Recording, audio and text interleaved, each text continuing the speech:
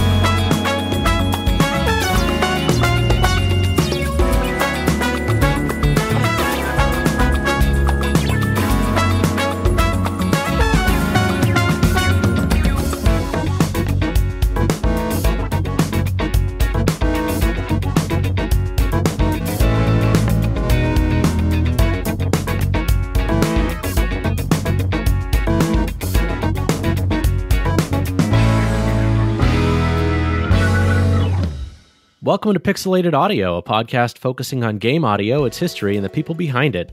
We're your hosts. I'm Brian. This is Gene. Hello. And today we're back with Daniel Rosenqvist and Anton Dromberg of Sinephony. In the last episode, we were talking about their music on 19.8X, and today we're going to be talking about an earlier soundtrack from 2017 called Airport CEO. First of all, very glad to have you guys back for a second time. We're going to have it's going to be a shorter episode because there's less tracks and the tracks are long. So we kind of want everybody to sink everything in. But what a smooth soundtrack. Thank you guys for coming back. Thank you so much, Brian and Gene, for having us. Awesome. Well, could you give us kind of a recap about yourselves? How did you get started in music and what kind of led you into creating Sinephony?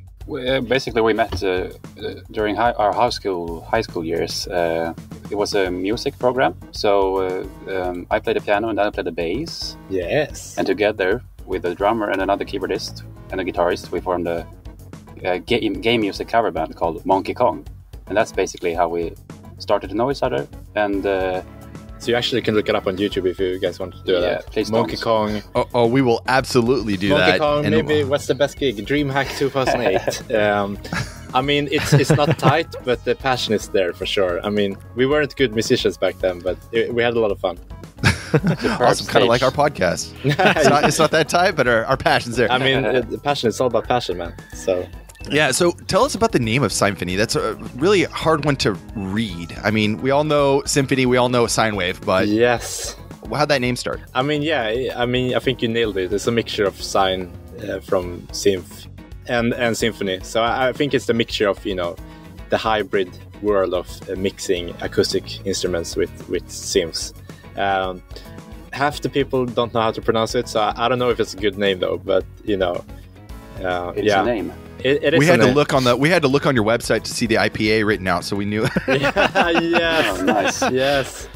Well, it's funny. Like, we were at the game conference last year, and for some reason, we met the Swiss ambassador to Sweden. He was there promoting Swiss game culture, and he said, "I can't do the French accent, but like Sinephony." It was so funny. Like, oh, you guys have Sinephony? So it's like, yeah, that's okay. I love it. Yeah. And you guys are based in Stockholm, Sweden, is that correct? Yeah, that's great. So why did you guys pick the name Sinephony? Yeah, I think it's because, the mixture of the acoustic and the digital, because we always wanted to, we never want to limit ourselves. We want to be open to do different kinds of stuff and not fit into a certain box necessarily, I would say, maybe. Yeah, right. I think that's a good mix. That's actually a very good point, because the last soundtrack we covered was very electronic and digital, and this one is very acoustic on the other end of the spectrum. Gene, you beat me to it. I was going to say the exact same thing. We initially planned this as one long episode, but we realized they were so different from each other that it would have been almost too jarring for listeners to go from this very 80s inspired to like, I don't know, like live instrumentation jazz album. Like smooth jams, yeah. yeah, for sure. Yeah. Awesome. So that track that brought us in was called Like a CEO. Because you got to be a CEO, you got to be a boss in this game. Yeah. And both Anton and Daniel were featured on that recording, correct? Yes. I played the bass and some sim stuff, maybe. Some small sim stuff. Probably. And I played a lot of different synthesizers, I believe. And the Rhodes keyboard here, that's very featured heavily and heavily. Heavenly. Heavily? Yeah, heavily. Okay. I think so. Okay, cool. Yeah. Awesome. Yeah. Airport CEO is like a tycoon, a management game where you take control as CEO of your own airport, similar to games like Sim Coaster, Transport Tycoon. And it was developed and published by a Swedish game company, Apoapsis Studios in 2017 for Windows and Mac. The game is it is kind of like a sim. I mean, it is a sim, a little more basic. I was expecting more like you build like inside of the airport when I first heard about it, but it is very much like moving your airplane, like creating the parking structure for your airplanes and like how your people are going to get around in the airport and stuff like that. So very interesting take on the Tycoon series or Sim series, but altogether seems pretty cool. So I want to tell a little anecdote here. So the reason why we reached out initially to Sinephony was I was browsing on YouTube. There's this YouTube channel that unfortunately seems to be mostly taken down called The Archaeologist of Lost Music, and true to their name, they were digging through soundtracks of all of the most random stuff, most of which I'd never heard of. And this was one of the, back in late May, this was one of the most recent uploads. Oh, cool. And we have this sort of in-joke kind of where the weirdest genres tend to have the best soundtracks, golf games, sim games, because it's like, you know, the gameplay isn't usually all that. So the music kind of does a lot of heavy lifting. So yes. I was kind of expecting it to be like, you know, Transport Tycoon or some of these other games. And I was blown away. I think within a day or two, I said, Brian, we need to email these guys. Actually, I already did. Forget about it. And I was like, fine. Yeah, sounds good. And then it kind of evolved where we said, well, why don't we also talk about their more recent game, 198X? So we ended up doing this 2-part episode. But this is the thing that kind of started this whole conversation. And I fell in love with the soundtrack almost immediately. And Brian, it's shortly very after, good. Yeah. In fact, it was on sale on Bandcamp. Well, I want to say like, 4 weeks ago or something like that, and we both snatched it up right away because I mean I've been listening to this while at work. It's super chill, super jam. I love it. Well, thank you for your kind words. It means a lot. I mean, Great to hear. You know, we're mostly sitting in our studio all day, so getting that kind of feedback from someone that actually listens to it means a lot for sure.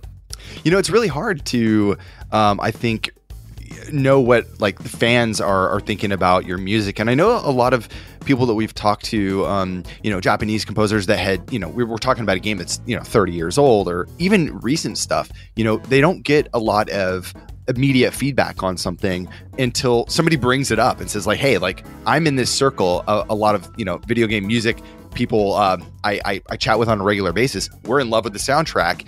So it must be good to know that you put your, you know, blood, sweat, and tears into a soundtrack and it didn't go unheard. Yeah, you know that's great. I mean, you guys are on the other side of the world, and you know that's, you know, just getting your mail that wanted to be in your podcast. That's also amazing and very, very rewarding for sure. Yeah. Awesome. So, how did you guys get involved in Airport CEO? Yeah, I think we found the game. We found it on Steam, right? I believe so. Yeah, I think so. And we thought it looked really cool, and we were Swedish developers, and we thought to ourselves, yeah, well, let's just try to contact these guys and see if we can make a pitch for them, and so we did, and they seemed to like it, and that's basically it. They came down. They are actually in another town. It's called Malmö in Sweden, and we are in Stockholm. So they came up to us, and you know, we talked through what they wanted with the game and what kind of sound they wanted, and listed some kind of, you know, soundtracks to be inspired by and all that kind of thing. And turns out one of the developers, Olof, is actually a trombone player himself, and has been playing some jazz through his life. So that's why there's quite a lot of jazzy stuff, because he specifically wished for it, I guess. So yeah, we made a pitch, and they liked it, and on that way it went. Awesome. So this game is a few years behind 198X, but you've been working on games for a while. What was your first game project, and how did you guys get started with that? I think actually Airport CEO was like the first full soundtrack that we did. Before that, we worked a bit with different developers, like for example, Frontier. Yeah, Frontier, the British developer that has made like Elite Dangerous and Planet Coaster, which is also a Tycoon game, obviously. So yeah. We just like did a couple of DLCs and tracks here and there. Yep. But like Airport CEO was actually like our first full soundtrack that we did. Got it. Yeah, I wasn't sure about the timing, since that wasn't anything listed on the site about when Planet Coaster came out. But right. You know, I noticed that you've worked on a lot of other stuff, not just games. What are some of the other projects that you've worked on? Yeah, that's a good question. We always try to do different stuff. Like I work in Sweden with different commercials and do audios and music and stuff like that, and like TV and short films and, you know, different stuff. I think like our main thing is that we want to do music for games, but we're always open to do different types of media as well, I would say. Yeah, so TV and games and commercials, that's basically what we've done so far. Yeah. I did notice you worked on a couple of animes. I'm kind of curious how that came to be. Yeah, so actually I was in Japan from 2013 to 2016. And whilst there, I met the other Swedish composer called Rasmus Faber, who at the time had wrote some, anime openings and stuff. So he's a house producer from the beginning, and also a really great jazz piano player. And he has his own band called Platina Jazz that makes like anime cover music. You should definitely check them out. They're on Spotify and YouTube and everything. Definitely, so, yeah. Yeah, so he was in Japan touring with Platina Jazz when we met. Oh, rad. Yeah, so I was at one of his shows and we talked after a while, and he was like, well, let me know when you're back in Sweden and we could maybe collaborate on anything. So when I was during the summer of I think it was 2015 or 2014, I was in Sweden and I met up with him, and he actually worked on his first full score of an anime called The Asterisk War. So yeah, we worked on that for like a month, and me and Anton hadn't been working writing that much together then. So no, it was before we started. Yeah, so I worked. I made a couple of tracks. I did some arranging. I did some mixing for especially season 2. I think I did all the mastering of the soundtrack. And yeah, it's on Netflix, but I shouldn't say this, but the anime isn't that good. The music is really good, but in my opinion, it's a very typical Japanese anime in that sense that it's like a boy accidentally sneaked into the girl's locker or something like that. It's that kind of humor a lot. Sure, yeah. It's actually set in the future, so it's like a high school, but they're fighting duels with laser swords and stuff. It's that part is actually quite cool, and I like that. But I haven't seen the whole series, awesome, to be honest. But yeah. So basically, we're saying just don't watch it. So. Yeah, basically. Okay. Listen to the soundtrack. It's a good one. Awesome. Before we move on to the next track, I wanted to ask a little bit about Like a CEO. Everybody I've shown this soundtrack has loved it, but this is kind of the standout, the single, if you will, on the album. Yeah, cool. It's the one that kind of catches people's attention. It's the most high energy. I'm just curious if you had any thoughts on it. Yeah, no, like I said in the previous episode when we talked about 98X, my background is definitely from funk and soul. And so the first thing that I wrote for this track was the bass line, which is the verse part of the bass line. I wanted to do something funky. And then Anton started to pitch in some ideas with the keyboards and the chords and stuff, and all the brass thing happening in the chorus. So yeah, it was definitely from the start wanting to be a funk kind of Jamiroquai inspired piece. Awesome. So let's go ahead and move on. This is a little bit different from that kind of funkiness that you had in Like a CEO, but this is JFK Cadence from Airport CEO. So let's take a listen and we'll be right back.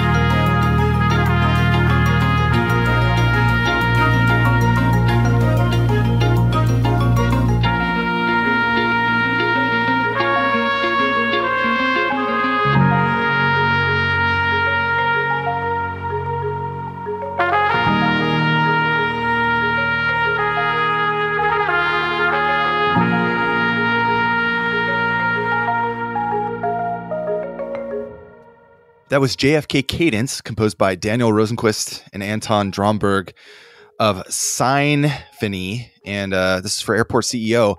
I thought this was a very, very chill, smooth jam. What did you think, Gene? It was a beautiful track. I love the piano work in it, and the sort of, there's this trick that you guys pull throughout the soundtrack where about the third or 2/3 mark, like a big break comes in, and in this one there's all the violin and everything, and it's just so powerful. I get, little goosebumps every time that part comes in. Awesome. Yeah, tell us about JFK Cadence.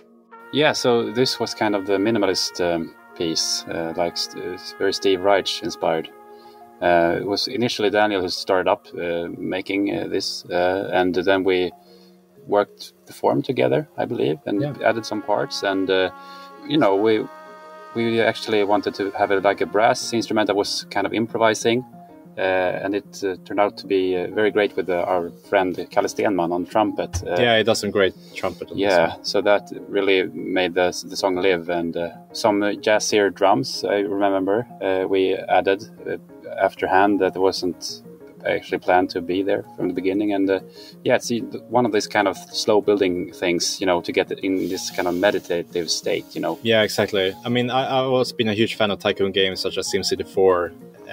So I remember specifically like the track By the Bay, which is like the second track on the SimCity 4 soundtrack, which starts with a marimba, and or is it the kalimba? I don't remember, but it's like one of those instruments, and like it's very meditative, and which suits this genres very well, because it's all about those long. You're gonna play there for a long time, so you don't want the music to tire you out or anything. You want it to just be in the background, still be beautiful, but don't take up too much space. So I think throughout the whole album, actually, like a lot of the challenge was how do we know that we are putting enough in there, whereas it is still being interest if you listen to it alone without the game, or are we putting in too much stuff? So it's always that balance between putting in stuff and taking out stuff, and finding that balance, I think, which is the challenge for Tycoon games. Yeah, that makes sense. And a lot of Tycoon games, the music is really great, and I think you guys nailed it for this. Absolutely. What direction were you given? I know you guys asked to kind of contribute to the soundtrack, but like, what was the studio asking for in return? Like, what were you pushed, I guess, more so to do? Basically, there wasn't real that much direction, but it was like this kind of SimCity soundtracks that they really liked, that some way would want us to incorporate. But I remember talking very early on about mixing acoustic and electronic elements, and also slow building music, but also that had some kind of edge. In this case, kind of jazzier settings and instruments they specifically asked for, I remember. So yeah, it was broad, very broad things, but it turned out to be really fun to work that way. So basically just building slowly, making the player not get tiresome, and trying to work with one theme for a very long time but still keep it interesting. So yeah. And I also remember one thing when you talked now that they wanted in the beginning was that if the player was doing good in the game, they wanted it to be in a major piece. Whereas if you're starting to fail, or your business is plummeting, it was supposed to be in the minor key. So that was something that we tried to experiment in the beginning with. But finally, we decided it was like too much work, and it would be actually quite weird to have that sudden change from major to minor. And like, where would that? It wouldn't make too much sense actually when you start to think about it. But and so like another idea was to have like, okay, maybe you can change the tune, like to start playing a minor tune when things are going a bit more bad. But in the end, we chose to just have all the tracks like randomized, right? Randomized, and I actually like that thing. Whereas it's not dependent on how you're doing in the game. Very old school. Makes sense. And you mentioned earlier that Steve Reich was an influence on this track specifically. Were there any other influences on this album? We had a few guesses from some of our listeners, like Brian Eno's Music for Airports, Tangerine Dream, Transport Tycoon. What sort of fed into the larger body here for the whole soundtrack? That's some great guesses. I think I've listened to a lot to Brian Eno, especially the Music for Airports Volume 4, I think. There's a couple of tracks there that I listen to a lot. Obviously, like Philip Glass and all those great American minimalist composers has been a huge influence. And another composer for me is, of course, Yohei Hisaishi, who Oh yeah, I think a lot of people know. All the Studio Ghibli stuff. Yes, exactly. Who's like a huge influence to me, and actually, like, when I was in Japan, I watched him live maybe like 4 or 5 times or something. But anyway, nice. I just watched him live a year ago, and it was a wonderful performance. Where did you see him? He actually came to San Jose. San Jose. Yeah, he was in San Jose, and wow, I saw him. Awesome. Yeah. No, so but what I want to circle back is that he's also very influenced by minimalistic music. So the first time I saw him live was in Japan in 2009, where he premiered a concept album called Minimal Rhythm that's out there on Spotify. You want to check it out, which is like I think it's kind of his tribute to Steve Reich and, you know, his take on it. So, you know, his minimalistic works has also been, at least for me, has been an influence on this soundtrack. I remember, I don't know, I listened a lot to the SimCity. What SimCity game was it that we listened a lot to? I think 4. Yeah, the 4 one, and just trying to, I tried to take it from there, you know, and try to find a unique kind of own thing in it. I as opposed to Daniel, I'm not that familiar with minimalist music, to be honest. So it was kind of an experience for me to try to make my way of composing work in this kind of framework, which is more like slowly paced, minimalistic approach.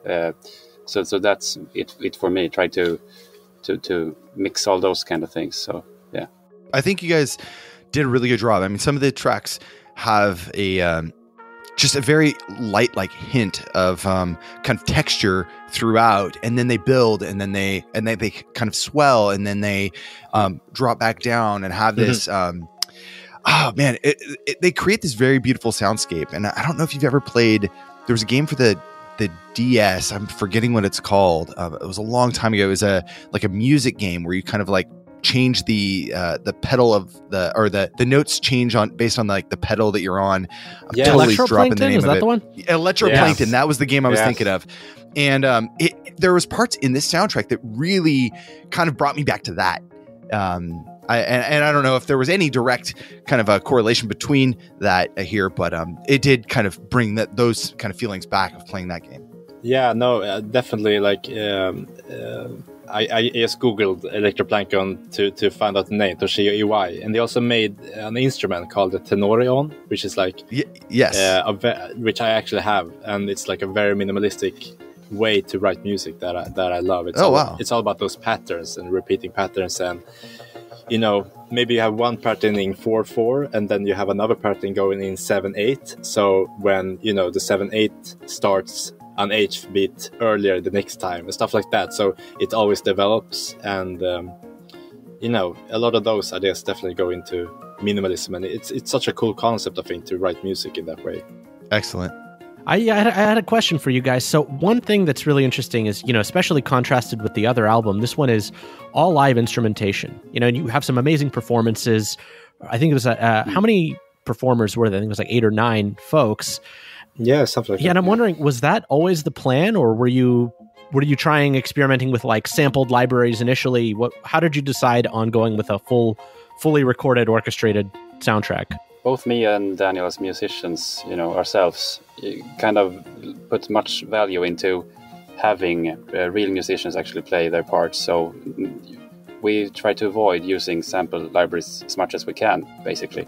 So and we together we know a lot of different musicians, and at least a lot of jazz musicians we used on the soundtrack is one of my best friends, most of them. So it's like we used what we could there, but we early from the beginning we decided that we want real people to play this, and we had specific people in mind as well. Yeah, exactly. And just as Anton said, like because he went to the Royal College of Music and has a bachelor degree in jazz piano there, like a lot of those people that you knew from that Royal College of Music.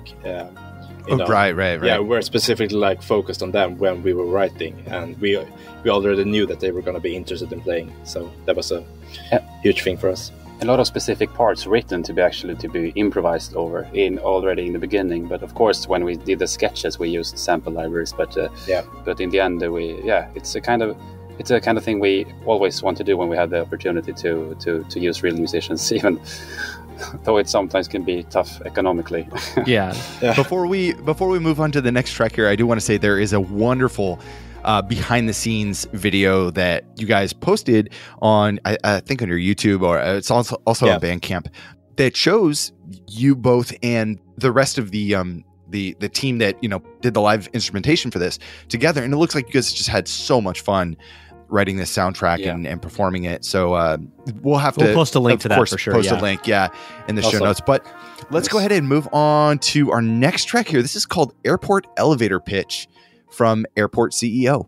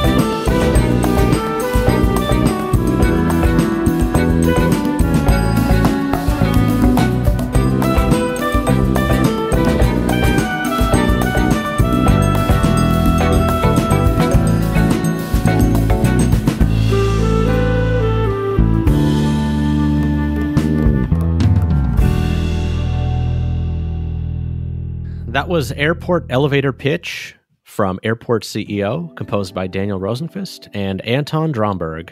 It was a surprise, actually, because in the beginning it's very chill and laid back, and then you get the kind of up-tempo, very like laid back funk, and the flute comes in, and you get those very nice guitar fingering and stuff. And then I gotta say, I really like, and I can really appreciate the percussion, the set. There's like this slight, I want to say, kind of echo to it, and I just really like that sound. It's really kind of dark and kind of like in the background, but it has this really, really nice rich sound to it. Yeah, and just to add to that, I love the melodic figure on this track. I think it takes a little bit to get started, and to your point, this is meant more in the background for people that are listening to this for maybe hours on end.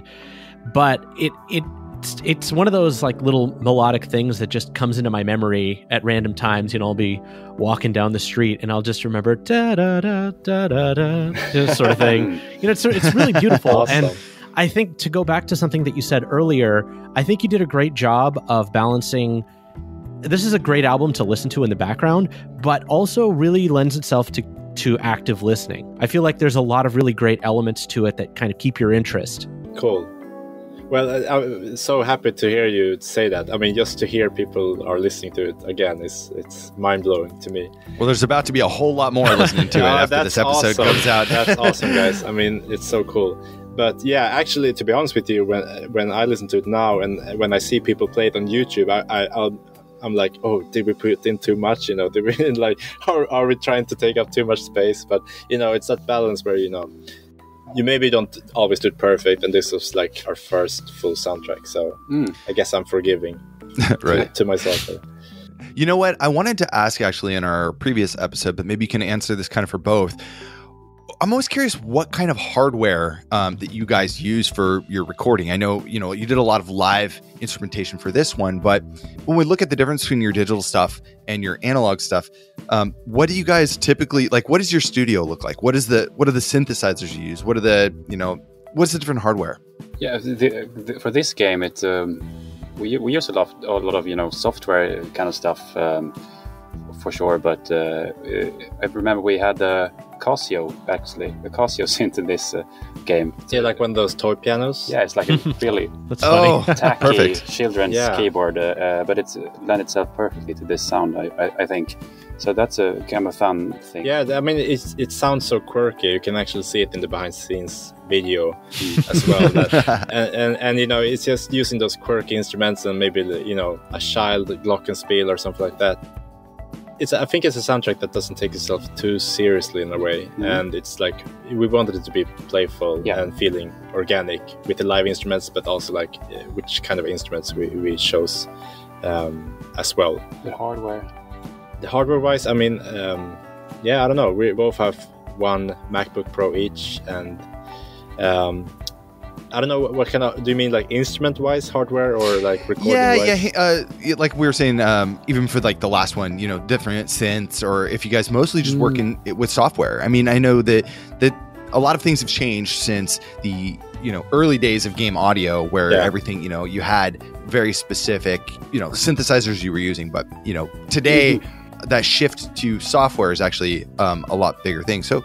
If it's software, I mean that totally makes sense. Yeah, I mean I'm an in-the-box digital person. I love it. I think software has come so far, especially like the last 10 years. Whereas like 10 years ago, maybe you needed a ADDA converter box and to put that final touch and stuff. And I don't think that's needed today. You can do so much just in Logic with different plugins and stuff to make it sounds awesome. And this soundtrack we actually had help from. A great mixing engineer in what's his name? I forgot his name. Willem Bleeker at Bagpipe Studios, which is like a studio here in Stockholm that is modeled after Abbey Road, and it's like one of the big studios here. And he's a great mixing engineer, and he obviously used a lot of analog stuff, like analog compressors and a big SSL dual delta mixing board, which costs more than a house. We were actually just about to ask that, because the production work on this is really good, and I didn't know if you'd done that on your own, because I'm a dabbler, and I have to say, getting a mix to this level is actually really challenging. So props to your engineer. He sounds great. Yeah, no, he's really great. He's worked with some great artists. I mean, probably all the big ones. I can't name drop any at the moment. No, it's Swedish. Yeah, I know he makes like Galantis and those like electronic stuff as well. And he also has a background in big band. He's a big band player himself. Saxophone player. Yeah, saxophone player. He's a great saxophone player. So we knew that, you know, he had an ear for acoustic stuff as well, and that was what we were looking for. Awesome. So we do have a few questions, actually. We're glad to have you guys on to talk about these two soundtracks, but are there any other upcoming projects you can tell us that you're working on? I'm not sure. Airport CEO 2 or no, 198X 2? Well, actually, you did say that. Or 199X. Yeah, 199X. There are definitely stuff that we can't talk about, but that's going to be really, really cool. That's going to happen probably next year.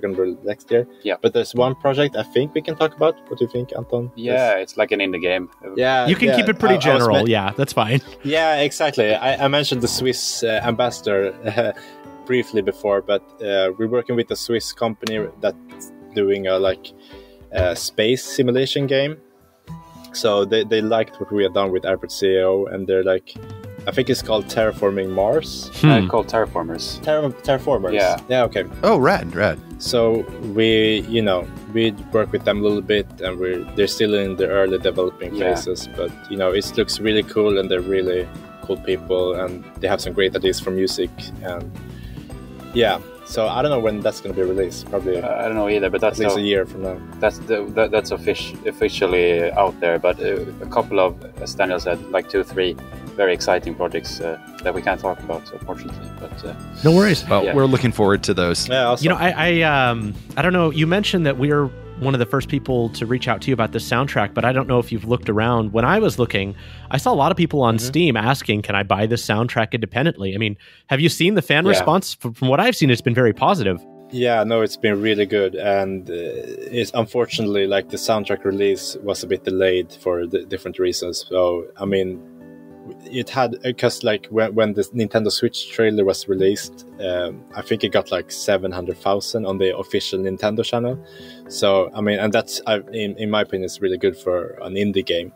So and even there on the trailer with our music, the people were saying a lot of great things about the music. So I wish the soundtrack had been released a little bit earlier, but like I guess that's a lesson we learned, that have that finished earlier when the game is supposed to be released. Yeah. So next time, just Airport CEO 2, you just got to put it out the same day. Exactly. For sure. Awesome. So where can people find your music to listen to or purchase these days? We have our own website called Sinephony.com, which is SINEPHONY.com, where you can listen to our stuff and get in touch with us if you're interested in to do that. You can buy the Airport CEO soundtrack on Bandcamp and the 98X soundtrack on Steam. And you can also find both soundtracks on Spotify and Apple Music and all those different digital streaming services. Yeah. Awesome. And if you want to listen to a good intro to Sinephony and their stuff, listen to our previous episode 198X, where we talked to the team about all of their contributions. Very different soundtrack, and it was a lot of fun chatting with them about that. Yeah, I think that kind of wraps up the show. We wanted to keep it a little lighter today. The soundtrack is really great. A lot of fun covering it. So today we talked about Airport CEO on PC and Mac, composed by Daniel Rosenqvist and Anton Dromberg. Yeah, make sure to check out the rest of the soundtrack. We only played 3 tracks, and we're closing with a 4th, but there's a lot of variety in the genres on display. It's beautiful back to front, and definitely worth your time. So if you want more on the show, then check us out online at pixelatedaudio.com for show notes and the track list. And we can also be found on Twitter at Pixelated Audio, or our Discord channel, where we're fairly active there in the chat, and we have new members coming in all the time, chatting about video game music, new and old, and we're always welcoming to whoever wants to talk about game music. So come on by. Yeah. Yep.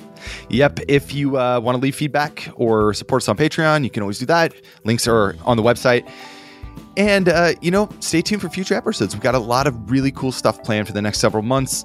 A lot more guests to talk about work. I mean, we love to speak with composers and artists because there's so much wealth that we can take into account when we play the games and we appreciate the music. And so, Daniel, Anton, thank you so much for joining us today. It was just a real pleasure. Thank you so much for having us. I mean, being a game music fan, it's so cool that there's a whole podcast for it. I mean, that's awesome. That's like something you only could dream of, a couple years ago. So that's awesome.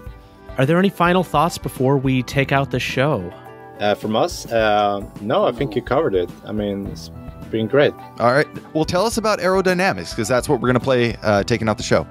Yeah, it's a kind of thing that I started out writing. It's kind of very mellow in the beginning, like an ostinato kind of thing, repeating figures basically like the whole soundtrack.